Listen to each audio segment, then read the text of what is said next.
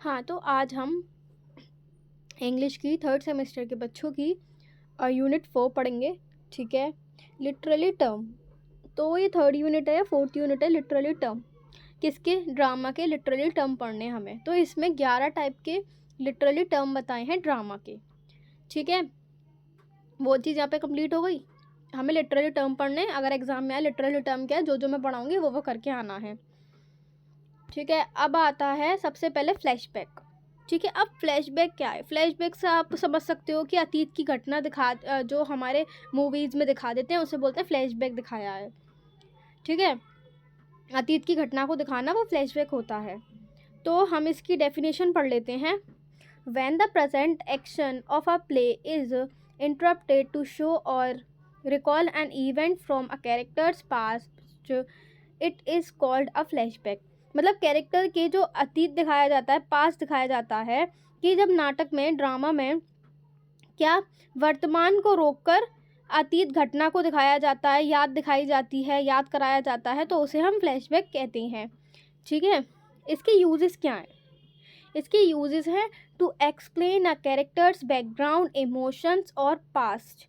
जो हमारा कैरेक्टर है उसके जीवन, दुख, कारण के पीछे की कहानी को दिखाना, समझाना। ठीक है, और सेकंड है gives deep of the story. तो कहानी की गहराई को देखना या कहानी की गहराई समझना, वो चीज़ है। ठीक है, अब इसका एग्जाम्पल है, if a hero remembers an accident from his childhood that's scene is a flashback. अगर हीरो अपने बचपन के कोई एक्सीडेंट को या कोई इंसिडेंट को, घटना को देखता है, सोचता है, तो उसे हम फ्लैशबैक कहते हैं। ठीक है, इसका एग्जाम्पल हो गया कि हीरो अपने बचपन के इंसिडेंट को याद कर रहा है। ठीक है, अब इसका सेकंड है फॉइल। अब फॉइल क्या होता है? फॉइल क्या होता है? हीरो की फॉइल वो चीज़ होता है कि हीरो है, ठीक है, तो वो बिल्कुल विपरीत है। ठीक है, ताकि उसकी खूबियाँ और ज़्यादा उसके सामने आ जाएं। ठीक है, तो मैं ऐसे ढंग से एक्सप्लेन कर देती हूँ फाइल को। A character who is complete opposite of the main character.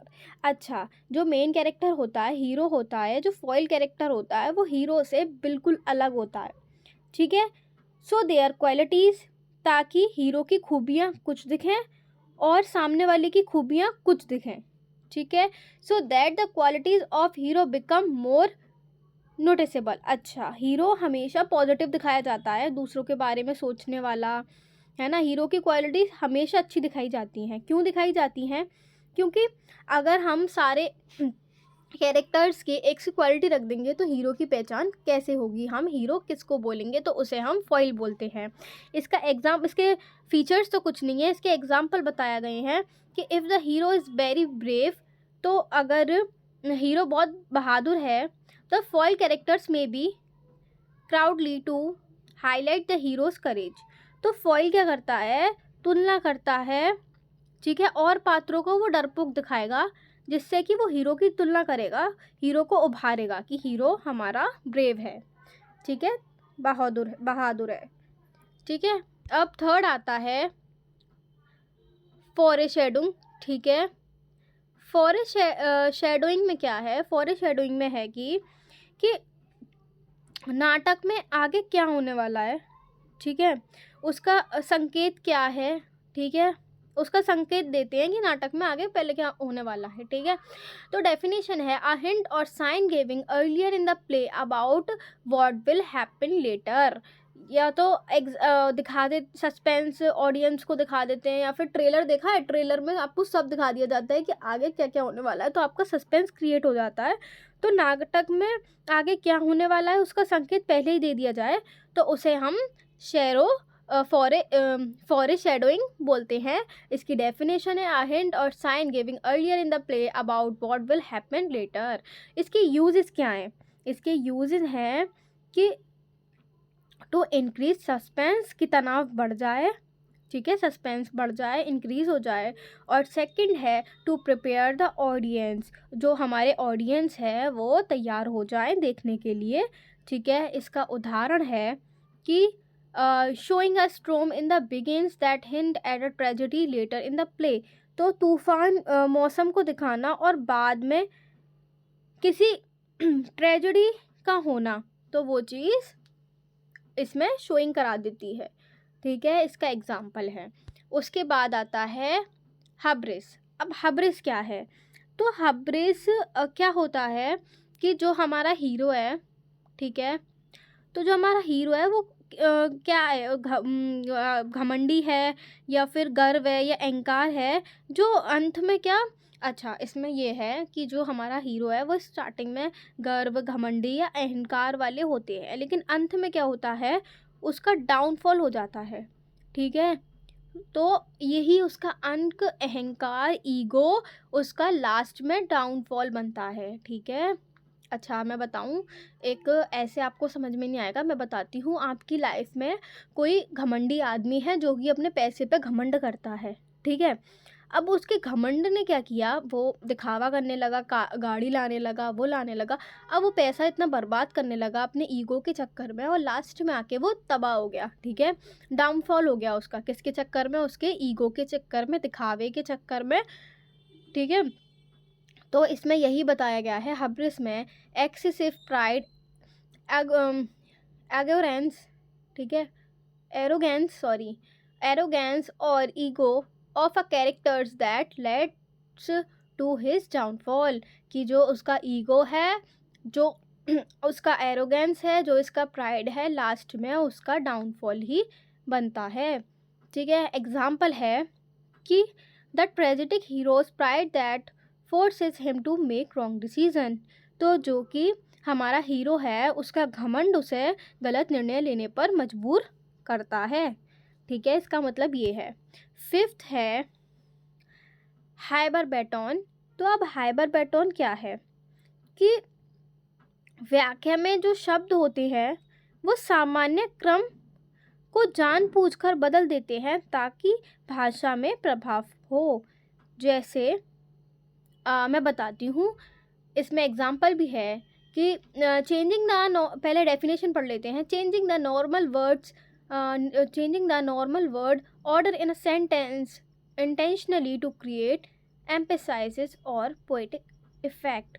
मतलब जो हम बोलते हैं कि सामने वाले से हम बोल रहे हैं इधर आओ, ठीक है, अब हम उससे बोलेंगे, अब हम क्या उसे एक्स्ट्रा ऑर्डिनरी बनाने के लिए हम क्या बोलेंगे कि सुनो, इधर आओ, रुको, है ना। अगर हमने उसके वर्ड नॉर्मल लैंग्वेज से उसे बिल्कुल चेंज कर दिया, उसे हम हाइपर बैटोन बोलते हैं।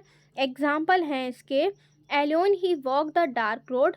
ठीक है, क्या एग्जाम्पल है, अगर नॉर्मल में तो ये ही walk the dark road alone, कि वो अंधेरी रात में वॉक कर रहा था अंधेरे रोड पे अकेले। ठीक है, अब इसमें क्या है, अकेले वो रात में डार्क रोड पे वॉक कर रहा था ऐसे करके, तो उसे ऐसे चेंज कर दिया जाता है, उसे हम हाइपरबैटन बोलते हैं। ठीक है, अब आता है मोटिव। ठीक है, अब मोटिव क्या होता है कि किसी नाटक में बार बार अपनी वाली चीज़ या अपने विचार या अपने शब्दों को, मुख्य थीम को मजबूत करना। ठीक है, तो क्या थीम आपने देखी होंगी, एग्ज़ाम में बहुत बताई जाती है थीम, कि उसकी इस पोएम की या फिर इस नोवेल की आप थीम बताओ। ठीक है, तो उसमें थीम दिखाई जाती है कि एक कैदी है, वो अंधेरे में रह रहा है, लेकिन उसका अंधेरा क्या है कि वो सच जानना नहीं चाह रहा, वो सिर्फ अंधेरे में ही रह रहा है, कभी उसने उठ के भी नहीं देखा, वो जंजीरों से बंधा हुआ है।